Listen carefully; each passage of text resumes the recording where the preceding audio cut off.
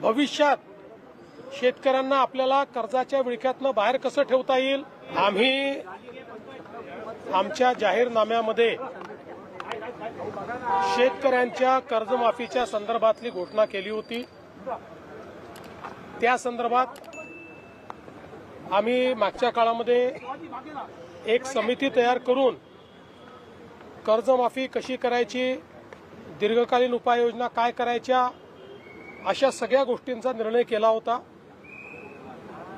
कारण कर्जमाफी हा एक भाग आहे, पण शेतकरी वारंवार कर्जाच्या विळख्यात अडकतो आणि म्हणून त्यांना आपण बाहेर कसं काढू शकतो, अशा प्रकारचा सगळा विचार व्हावा अशा प्रकारची अपेक्षा होती। त्या दृष्टीने आम्ही जे मित्राचे चेअरमन आहेत प्रवीण परदेशी यांच्या अध्यक्षतेखाली एक समिती तयार केलेली आहे।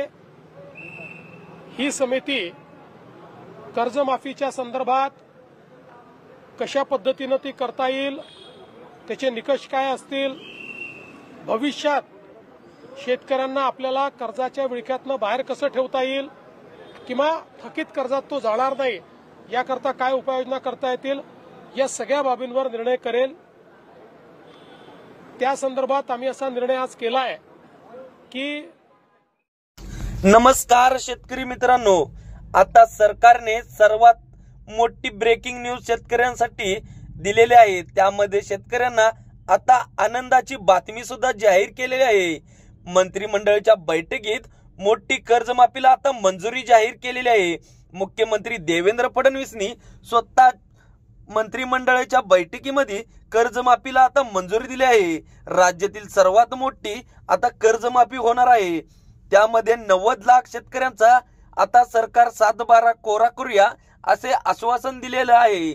त्यामध्ये गेल्या इलेक्शनच्या पूर्वी सरकारने आता शेतकऱ्यांना आश्वासन दिलं होतं की आता शेतकऱ्यांचा आम्ही 7/12 करू कोरा।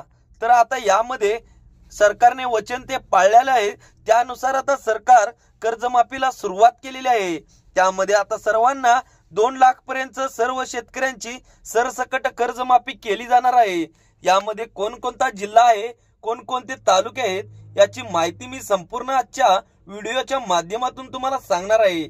त्याआधी बघा शेतकरी मित्रांनो, महाराष्ट्र सरकारने शेतकऱ्यांसाठी महत्त्वाची योजना म्हणून महात्मा ज्योतिराव फुले शेतकरी कर्जमुक्ती योजना लागू केली होती। या योजनेअंतर्गत पात्र शेतकऱ्यांना 2 लाख रुपयेपर्यंतचे कर्जमाफीचा लाभ मिळाला। अनेक शेतकऱ्यांनी या योजनेमुळे मोठा आर्थिक दिलासा अनुभवला आहे। मात्र सध्या ही योजना पूर्ण झाली असून नवीन अर्ज स्वीकारले जात नाहीत, पण तरीही शेतकऱ्यांनी अधिकृत सरकारी माध्यमाद्वारे आपले नाव यादीत आहे का हे तपासणे आवश्यक आहे। तर बघा शेतकरी मित्रांनो, आता शेतकरी मित्रांनो, ज्या ज्या शेतकऱ्यांना 2 लाख रुपये आलेत आणि ज्या ज्या शेतकऱ्यांना जे 2 लाख रुपये सरसकट कर्जमाफीचे पैसे आले नाहीत त्या शेतकऱ्यांना वाटले असेल की आले नाहीत। त्यामुळे ज्या शेतकऱ्यांच्या खात्यात पैसे आले नाहीत त्यांनी यादी चेक करून घ्या, कारण सरकारने सर्व शेतकऱ्यांना सरसकट कर्जमाफी 2 लाख पर्यंतचे पैसे जमा केलेले आहेत। त्यामुळे सर्व शेतकऱ्यांनी परत एकदा आपल्या यादीत कर्जमाफीची चौकशी करावी। कर्जमाफी योजनेचा मुख्य उद्देश म्हणजे या योजनेचा मुख्य उद्देश शेतकऱ्यावरील आर्थिक ओझ कमी करणे हा होता। अनेक शेतकरी पीक कर्ज किंवा कृषी कर्ज वेळेत फेडू शकत नसल्यामुळे त्यांच्यावर कर्जाचा ताण वाढत होता।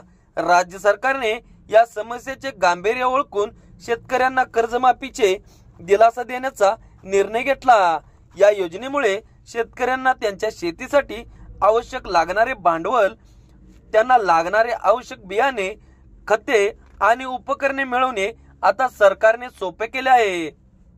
या योजनेचा लाभ मिळवण्यासाठी शेतकऱ्यांनी राष्ट्रीयकृत बँका, जिल्हा मध्यवर्ती बँका, सहकारी बँका, ग्रामीण बँका किंवा पतसंस्थेकडून कर्ज घेतलेले असणे आवश्यक होते।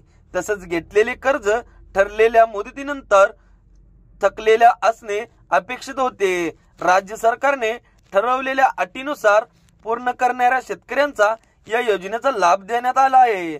यामध्ये जमिनीचे क्षेत्रफळ, कर्जाची प्रकार आणि परतफेडची स्थिती याबाबत विचार सरकारने केला गेला आहे। तर कर्जमाफीच्या लाभार्थ्यांची माहिती आता ऑनलाईन सुद्धा उपलब्ध केली आहे। शेतकऱ्यांनी कर्जमाफी स्थितीच्या या अधिकृत संकेतस्थळावर जाऊन आपले नाव यादीत आहे का नाही ते तपासू शकतात।